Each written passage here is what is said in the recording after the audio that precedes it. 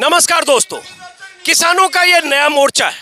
वो किसान जो दिल्ली की सीमाओं पर 9 महीने से ज्यादा हुए लगातार आंदोलनरत हैं, वो किसान जो अपनी मांगों के लिए केंद्र सरकार के खिलाफ लगातार धरने, प्रदर्शन और पंचायतें कर रहे हैं, उन्हीं किसानों के जत्थे अब करनाल में इस मिनी सचिवालय के बाहर कल से आकर बैठ गए।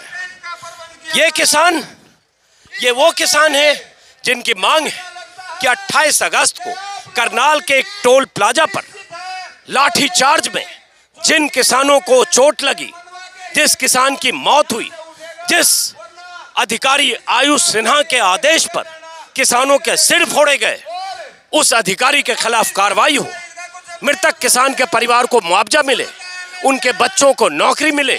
लेकिन सरकार ने अब तक जब इन मांगों को मानने की तरफ कोई ऐसा संदेश नहीं दिया तो किसान यहां आकर बैठ गए। 28 अगस्त के उस लाठीचार्ज के बाद 30 तारीख को ही एक बड़ी पंचायत हुई थी।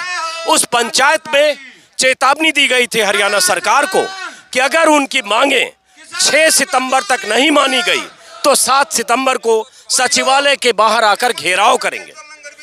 किसान यहां तक न पहुंच पाए, इसके लिए मुकम्मल व्यवस्था की गई।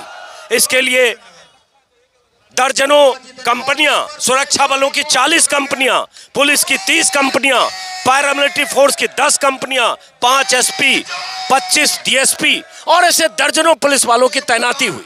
पूरे इंतजाम थे कि किसान करनाल के इस मिनी सचिवालय तक न पहुंच पाए, लेकिन किसान यहां पहुंचे और रात भर यहीं रहे। अब सुबह हो चुकी है, दोपहर होने वाली है, किसानों के जत्थे नए सिरे से आने लगे हैं। चारों तरफ सचिवालय के चारों तरफ किसानों का जमावड़ा है और मैंने जैसा कि शुरू में कहा, किसानों का ये नया मोर्चा है। इस मोर्चे पर आए किसानों की मांग यही है, कार्रवाई हो उस अधिकारी के खिलाफ जिस अधिकारी को हरियाणा सरकार बचाना चाहती है और मुआवजा मिले उस किसान परिवार को जिसकी मौत हुई। और यहाँ नेताओं के भाषण चल रहे। कल 3 दौर की बातचीत कल हुई हरियाणा सरकार के अधिकारियों से। तीनों दौर की बातचीत बेनतीजा रही क्योंकि सरकार की तरफ से उस एसडीएम आयुष सिन्हा के खिलाफ कार्रवाई करने का कोई संकेत नहीं मिला। अब एक बात समझ में नहीं आती, क्या एक एसडीएम सरकार के लिए इतना मायने रखता है कि जो एसडीएम कहे कि उन सब के सिर फोड़ दो जो बैरियर को क्रॉस करने की कोशिश करें, उस एसडीएम का वीडियो वायरल हो जाए, सबूत के तौर पर उसका वीडियो सामने हो कि उसके आदेश के बाद लाठियां चली, मौत हुई, घायल हुए और उसके बाद सरकार उस एसडीएम को न तो सस्पेंड करने को तैयार है न कार्रवाई करने को तैयार है। अब यहाँ चारों तरफ मेरे किसानों के जत्थों के बीच एक शख्स है जिन्हें उस दिन चोट भी लगी थी जब लाठीचार्ज हुआ था। आइए इधर आप। और एक और बात, पीछे फिर से वहाँ पंडाल लगने लगा है। ऐसे तंबू कनात पंडाल आपने गाजीपुर, टिकरी और सिंगू पर देखे होंगे, लेकिन अब इस सचिवालय के ठीक बाहर गेट पर किसानों ने ऐसी मोर्चेबंदी की तैयारी शुरू कर दी है कि अगर उनकी मांगें नहीं मानी गई तो यहाँ से उठेंगे नहीं। और आपका शुभ नाम, परिचय दीजिए। आपसे शायद मुजफ्फरनगर में भी मेरी मुलाकात हुई। क्या शुभ नाम? मेरा नाम राजेंद्र आर्य, दादूपुर, राष्ट्रीय अध्यक्ष, भारतीय किसान मजदूर नौजवान यूनियन, सदस्य संयुक्त किसान मोर्चा। और विज्ञान भवन में जो बातचीत हुई है सरकार से, वहाँ भी हम मौजूद रहे हैं विज्ञान भवन में। ठीक है, ये क्या हुआ, घटना क्या हुई बताइए। घटना ये हुई 28 तारीख को यहाँ मुख्यमंत्री का प्रोग्राम था करनाल में प्रेम प्लाजा होटल में, और हम मुख्यमंत्री के प्रोग्राम से 22 किलोमीटर दूर थे। मुख्यमंत्री जी पंचायती चुनाव, स्थानीय निकाय चुनाव के बारे में यहाँ भी सिंबल पे लड़ना है या नहीं लड़ना है, बीजेपी वालों को कमल का फूल देंगे या नहीं देंगे, उस पर चर्चा कर रहे थे। और संयुक्त किसान मोर्चा का जैसा आदेश है, डिस्टेंस मेंटेन करके बीजेपी या बीजेपी के प्रोग्रामों से या सरकार के लोगों से आपने काला झंडा दिखाकर विरोध प्रदर्शन करना है। तो हम तो मुख्यमंत्री के प्रोग्राम से 22 किलोमीटर दूर थे, बस्ताड़ा टोल टैक्स पे थे, गरौंडा और जिला करनाल में थे। तो उसके बावजूद भी निहत्थे किसानों पर साजिशन लाठियां चलाई गई। कईयों को तो हमें ये कहकर बुलाया गया, अभी आईजी मैडम आपसे बातचीत करना चाहती हैं, लाठियां मारकर हिरासत में लिया गया। और मुझे मैं अपने लोगों को शांत करवाने के लिए जब खेतों की तरफ गया तो मुझे पिछले जीटी रोड से 6 से 7 एकड़ पीछे घेर कर सीआईए स्टाफ के लोगों ने मारा। और मुझे तो ऐसा लगता है भी जिस तरीके से हमने कैमला में मुख्यमंत्री का हेलीपैड नहीं उतरने दिया गया था, कैमला गांव भी घरौंडा विधानसभा में है, बस्ताड़ा टोल टैक्स जहां लाठीचार्ज हुई वो भी बस्ताड़ा लोक विधानसभा में है। तो वहां के विधायक की शय पर वहां के विधायक के आदमियों ने, सरकार के आदमियों ने कैमला कांड का बदला लेने के लिए कुछ, जैसे बख्शी सिंह पूर्व विधायक असंध से हैं, उनके आदमियों ने भी, और घरौंडा विधायक के आदमियों ने भी, जो पुलिस में है पर वर्करी उनकी करते हैं जी हजूरी, वो लोग ये कहते हैं हम तो हस्तिनापुर के गुलाम हैं, जो दुर्योधन का आदेश होगा हमें वही करना पड़ेगा। पुलिस कर्मचारी ये कहते हैं। तो जानबूझकर ज्यादा चोटें मारी गई, लाठियां मारी गई, और इरादा कत्ल के इरादे से इतने बर्बर तरीके से मेरी बॉडी में एक मेजर फ्रैक्चर है, 3 माइनर फ्रैक्चर है, और गुम चोटें काफ़ी जगह पर हैं। और अब यहाँ उसके बाद फिर हमने फैसला लिया, हमें गिरफ्तार कर लिया गया। मुझे बापोली थाने में मेरे 5 साथियों के साथ, टोटल हम 6 लोग थे, वहाँ रखा गया। पर जब हमारे साथी वहाँ पहुँचे, गुरनाम सिंह जी ने वहाँ मोर्चा संभाला, तो हमें रिहा करवाने के लिए कम से कम 12 से 13 जगह पूरे हरियाणा में जाम लगाना पड़ा। और ये टोल टैक्स बस्ताड़े पर हम 9 महीने से रह रहे हैं। बुड्ढों को मारा, जवानों को मारा, 5 बार गुड्डे गुडिया की तरिया ऐसे ढोलक सा बजाओ थे, 1.5 घंटा आराम करे थे, उसके बाद लाठीचार्ज करते थे। तो ये बताने लग रहे ना, बताइयो तुम्हारे करनाल के SDM का हम क्या मांग रहे हैं? किसान पुत्र यहाँ बैठे हैं, इन्होंने प्रेस कॉन्फ्रेंस करी यहाँ के DC ने जी, और नु कहा तुम आके दिखाइयो किसान यहाँ पर इस सचिवालय के सामने। उस प्रेस कॉन्फ्रेंस की आवाज में किसान आक्रोशित हो गया और आज यहाँ का बैठ गया। एक बात इन्होंने जो कही कि ये है कि ये एक तरह से कहा गया था, चेतावनी कहें, अल्टीमेटम कहें, या साफ साफ ये कि DC की तरफ से, प्रशासन की तरफ से कहा गया कि यहाँ आकर दिखाना, जैसा कि जिक्र कर रहे हैं। और किसानों ने आकर दिखाया, न सिर्फ आकर दिखाया बल्कि यहाँ आकर बैठ गए, और न सिर्फ बैठ गए बल्कि पूरी रात गुजारने के बाद अब यहाँ तंबू कनात लगने भी लगे हैं। और अब ऐसी मोर्चेबंदी हो रही है कि यहाँ से हिलने को तैयार नहीं दिख रहे हैं जब तक इनकी मांगें न मानी जाए। और ये देखिए, जब मैंने वीडियो शुरू किया था तब ये बांस बल्ले लग रहे थे, अब जब ये वीडियो मैं ख़त्म करने की दिशा में बढ़ रहा हूँ तो ये बांस बल्ले लग गए और ये एक कनात यहाँ लग गया। यहाँ बहुत सारे लोग बैठे हैं और ये सड़कों पर दोनों तरफ हैं। कहाँ से आए आप? कहाँ से? नमस्कार नमस्कार। कहाँ से आए आप? हम सोनीपत। सोनीपत। आप सब लोग सोनीपत? सोनीपत। तो कब आए हो यहाँ? हम तो यहाँ कल आए थे, सुबह।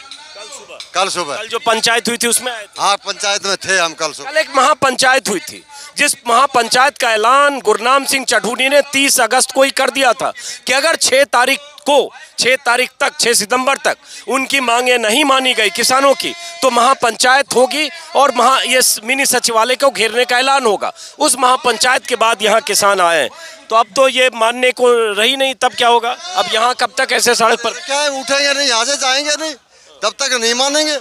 जो हमारा किसान शहीद हो रखा है उसके लिए 25 लाख रुपए का मुआवजा, उसके एक बच्चे के लिए नौकरी। हमारी सरकार मानती नहीं हमारी बात, नहीं मानती, धरने में बैठे हम। जब तक नहीं मानेगी तब तक बैठे रहेंगे इतने ही। हम मनवा के रहेंगे, क्योंकि हमारा मजदूर, किसान और आम आदमी सभी एक हो चुका है। पूरे देश का, पूरे भारतवर्ष का सब मजदूर किसान एक हो चुका है। इसलिए सरकार को घुटने टेकने पड़ेंगे।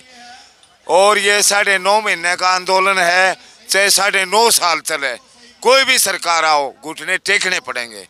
कोई भी सरकार आओ घुटने टेकने पड़ेंगे। और ये सब बुजुर्ग और युवा हर गांव से, हरियाणा के अलग अलग इलाकों से। आप कहाँ से आए हो? जींद से हो? तो ये लाठी लेके क्यों आए हो? भाई मैं कम बोल करूँ इस पर। इतना बोलना उतना बोल दो। माँ मेरे लड़न भाई, सीधी बात, लड़ाई करना है। हाँ, ये कल मैं कम ही बोलते हैं, ये हरियाणवी में बोल रहे हैं, तो लाठी दीजिए जरा। तो लाठी का क्या इस्तेमाल है? ओड़ा चलानी है सीधी। अपना बचाओ। लेकिन हिंसा से आप लोगों को बचना चाहिए, आप लोग बचिएगा, आरोप किसान पे ना लगे।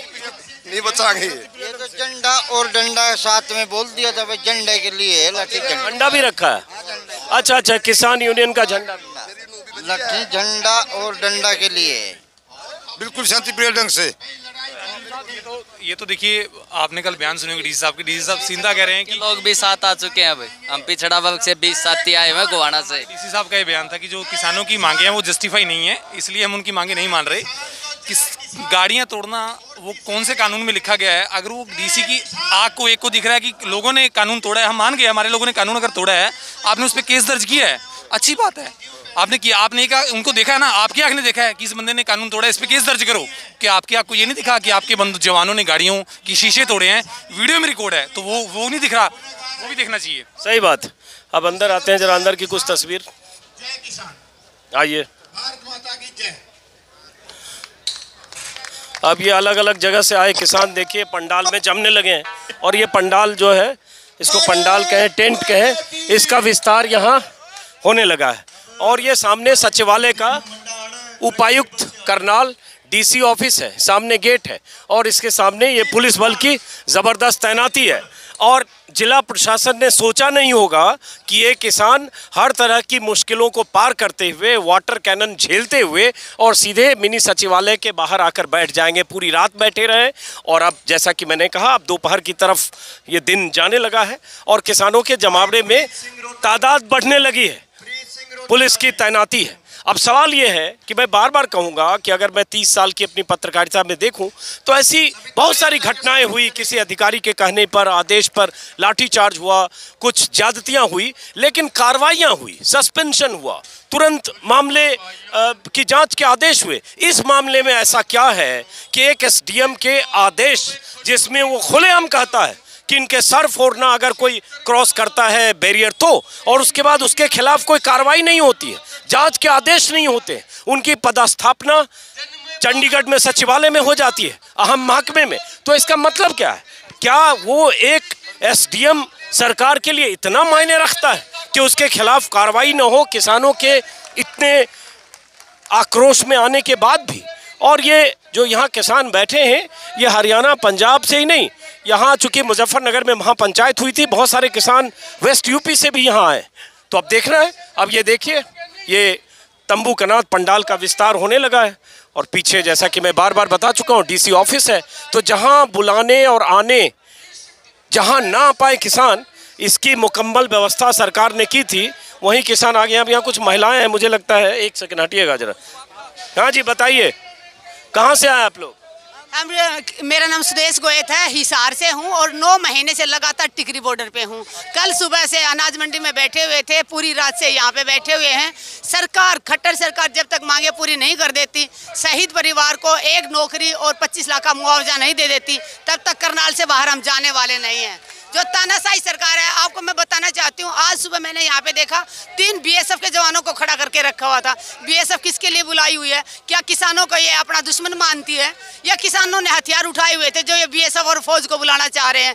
जब हम अनुशासन में खाली हाथ बैठे हुए हैं तो बीएसएफ बुलाने का क्या मतलब था? खट्टर सरकार जितना जुल्म करेगी, जितना अत्याचार करेगी, उतने किसानों के हौसले और बुलंद होंगे और जीतेगा किसान, जीतेगा किसान। इस नारे के साथ महिलाएं भी यहाँ बैठी हैं, एक बुजुर्ग हैं जो इशारा करके मुझे बुला रहे हैं।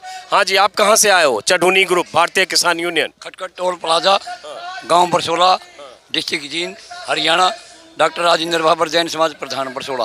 तो अब यहाँ क्या होगा राजेंद्र जी? अब तो यहाँ सचिवालय के बाहर ही मोर्चा लगा दिया आप लोगों ने। हमने पक्का आज यहाँ पर मोर्चा लगा दिया है, वैसे रात को ही लगा दिया था।